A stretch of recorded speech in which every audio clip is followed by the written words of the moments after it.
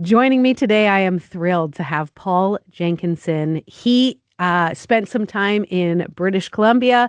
He also spent a lot of time in Nova Scotia. Now he is here in Manitoba. Paul, thank you so much for taking the time. Thank you for having me. So, I would love to know what you are doing in Manitoba for those who don't know on this cross Canada journey of yours. Yes, well, the journey is called You Are Not Alone. I Will Listen. And that's what I'm doing in Manitoba, the sixth province that I've been in on this journey.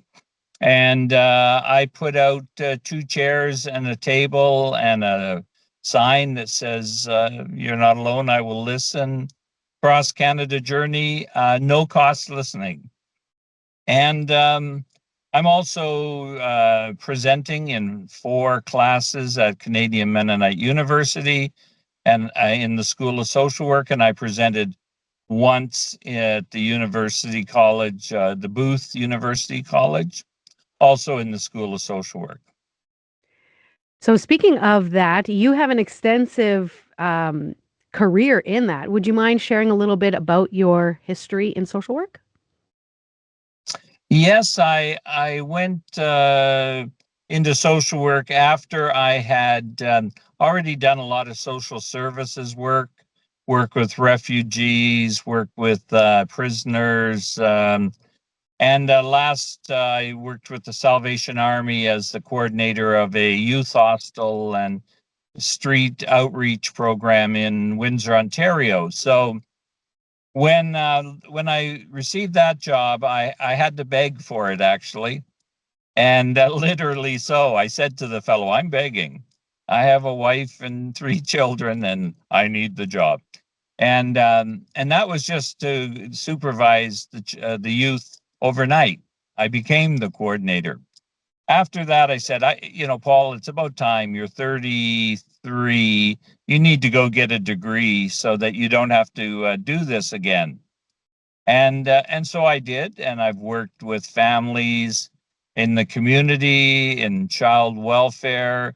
I've advocated for better child welfare policies for the professional association in BC, and I've done lots of family work, mediation, that kind of thing. So, and in the last 5 years, retired, I've been part of a group called the Advocates for the Care of the Elderly in Nova Scotia, and we have done a successful campaign to improve conditions for the elderly in long-term care. So I've stayed active. I say I'm a social worker retired or retreaded.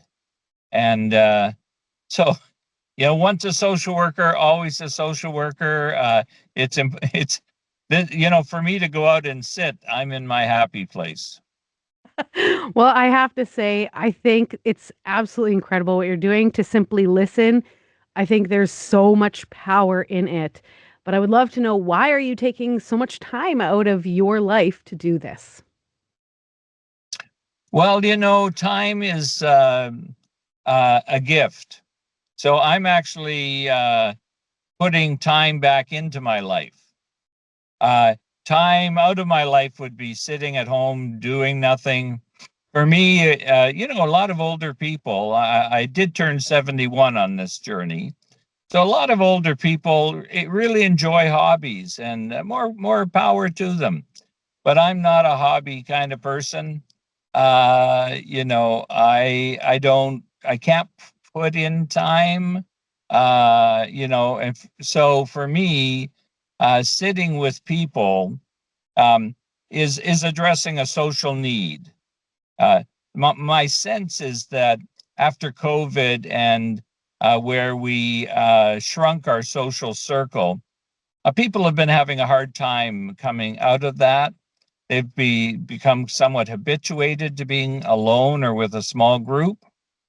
And then when they come out, there is the culture, the electronic culture, where somebody's looking at a phone or has earbuds in, maybe multitasking, listening to a podcast.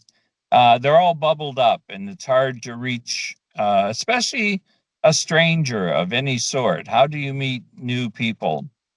And then thirdly, that they've come back into a polarized political atmosphere where we really, as a general rule, have stopped listening to each other, uh, don't really know who the other person is. They become an abstract position.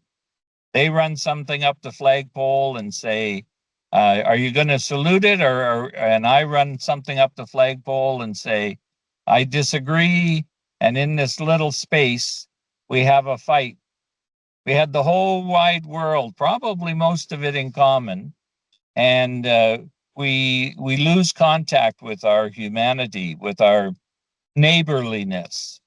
So I'm listening to people, and sometimes people, uh, by listening, I discover what is behind some of the things that they say, and then we become friends.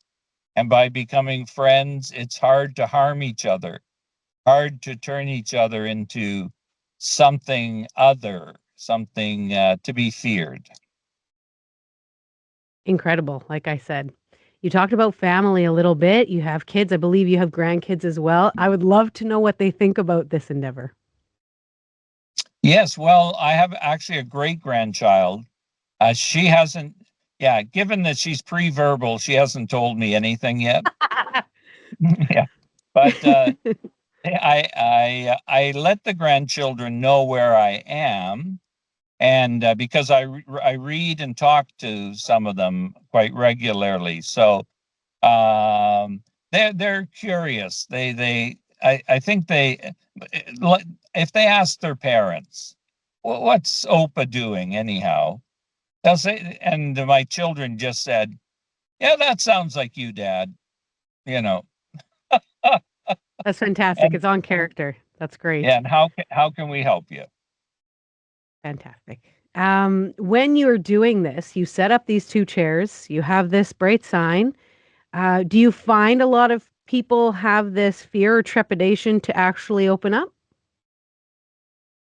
Well, I see a little bit of everything. It's a very busy, fast life going on, so I do see the people striding by, eyes fixed ahead. Kind of an A-type personality. They have places to go, and I don't interrupt those folks. There will be others that come by and give me a thumbs up or a heart or something, or say love what you're doing. And I think they're just encouraged by the fact that somebody is out listening, and by the sign that lets them know, even though you feel alone, you're not alone. Now, anybody who believes in aliens, that's not a friendly message, actually. Just joking aside, we're not alone. Oh, no. But but the others will come and stand by the table, and some of them, that's just physically more comfortable, and they'll have a full conversation. And some come and they sit, and the funniest one with the fellow sitting was, he came rushing in. He sat down. He said, "You listen, right?" "Yes," I said. He said, "I lost my wallet. Bye."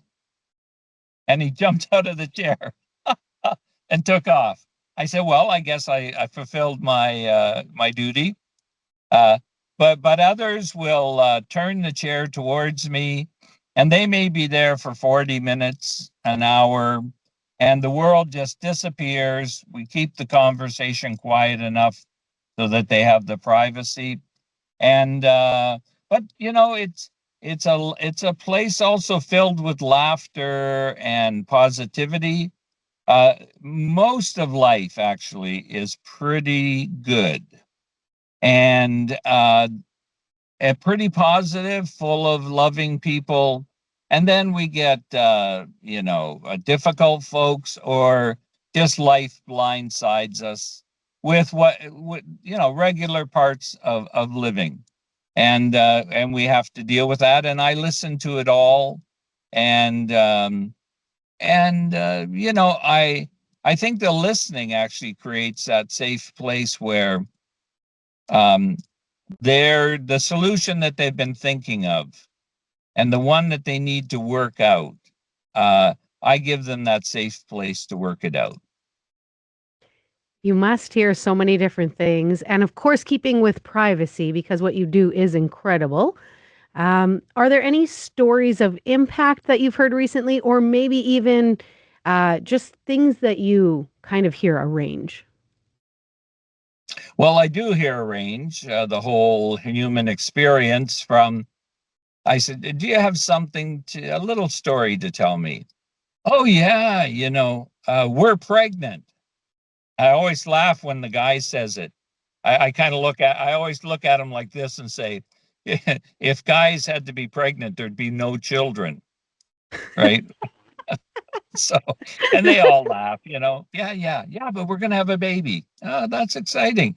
Or we just got engaged under that tree over there 15 minutes ago. I said, oh man. So I get to be part of like this very positive piece.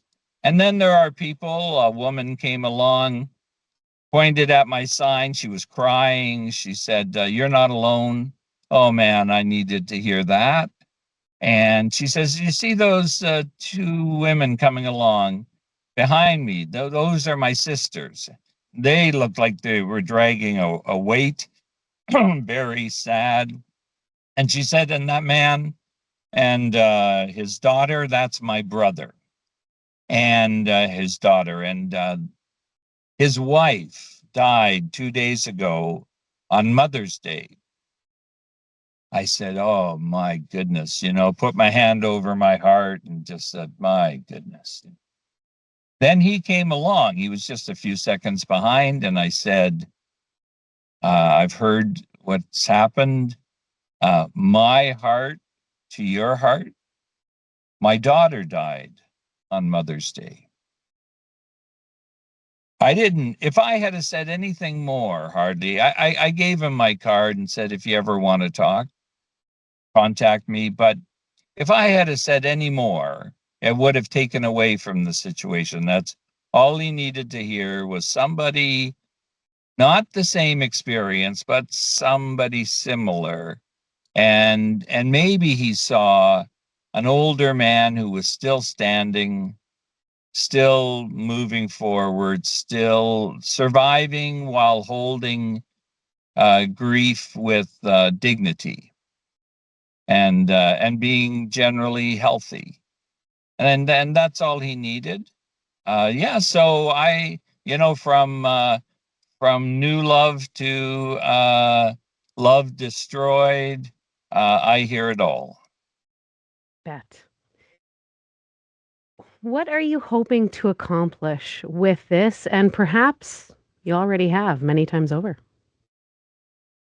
Yeah, that's a good question and answer. You know, we are a production society. It's like life is like a factory. What are you producing? What are you going to have at the end? These are reasonable questions. That's how we operate. But every time I listen to a person and they leave lighter, leave with a little more hope, or even hope in themselves that they actually have an answer. Um, yeah, every time that I sit and people are devastated and then less devastated. Not everything isn't solved, but I can get up from the chair and I can walk forward. That's success. And something may come out of this, but I'm certainly learning things, and I may have a little bit of something to add to social work curriculum, or to the general discussion. Like right now, we're so polarized and part of it is that people they meet each other in a talking society and they make self-identifying statements. They want to know if you're the same as them. And but really, if we are going to have a civil human community, we actually have to have space for the ones who think like us and the ones who don't think like us and the ones who really disagree with us. And I need to find out, what do I have in common? Because I know that when we get up in the morning, we have like children or grandchildren we're thinking about. We have mates, spouses. We have parents that are they going to stay at home? Are they going to go into long-term care? What are we doing? Like, we have more in common by far. People of faith, people of no faith, we all have that human experience in common. And when I actually like you, when I listen to you, I like you. And when I like you, I cannot harm you. Mm. When you become my neighbor, then I love you. Mm. That's so good, Paul. We were talking about it already. So you obviously hear some very heavy things. I would love to know, how do you keep your own mental health in check?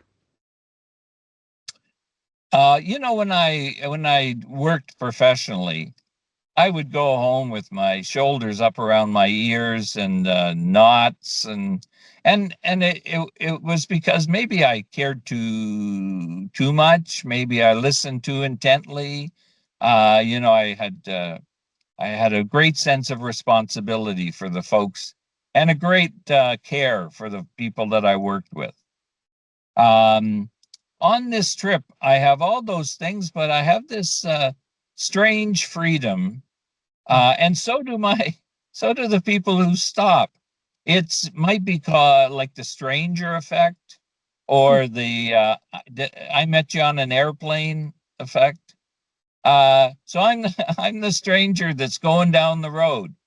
I have no illusions that I'm going to solve anybody's problems, and never did. I always thought they solved their own problems, and they were very close before they ever came to me. But on this, I'm creating this absolute safe space, and it's safe for them, and it's safe for me. And they go home going, well, I many people tell me, I came for a walk in the park. I never expected this to happen. And I'm thinking to myself, I came to sit down, and I never expected this to happen. It's all good, right? And I don't. It's not my responsibility. Never was, to solve the life experiences that people come with. They know everything. They just need sometimes somebody to sit there and go, "Oh, that's interesting. You've been doing this for a while. How's that working?" Or they come with a plan, and 2/3 of it'll work, but they got this one little part that would just blow up their life. And you go, so that seems, those two make sense. What about this third one? Any chance there could be negative effects? Oh, yeah, yeah, I know. I've been thinking about that. Well, so um, I go home, and wherever home is that day, and I am not burdened. Mm. And I can't explain it entirely, but I think it's got something to do with, well, I've listened to probably 600 to 700 serious conversations and many more. So I know that I'm going down the road, and they're going to go solve. I have faith that they're going to go solve their problems, or they're going to go get married and celebrate. It's all good. Paul, I think what you're doing is really powerful and wonderful. I really appreciate you taking the time out of your day. Is there anything else you wanted to share today?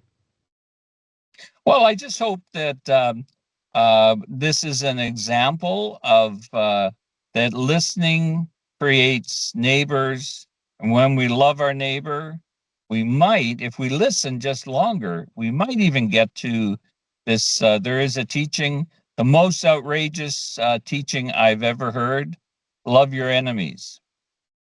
Now that is a challenge, and I hope if I listen long enough that that's what I'll be doing. It's incredible. I believe it was Jesus who said that because not a lot of people would say that. Yeah, yeah, I think that's the most outrageous and wonderful teaching he gave. Agreed. Well, thank you so much, Paula. We really appreciate this, and we're going to share this with our All listeners. right, all right, take care.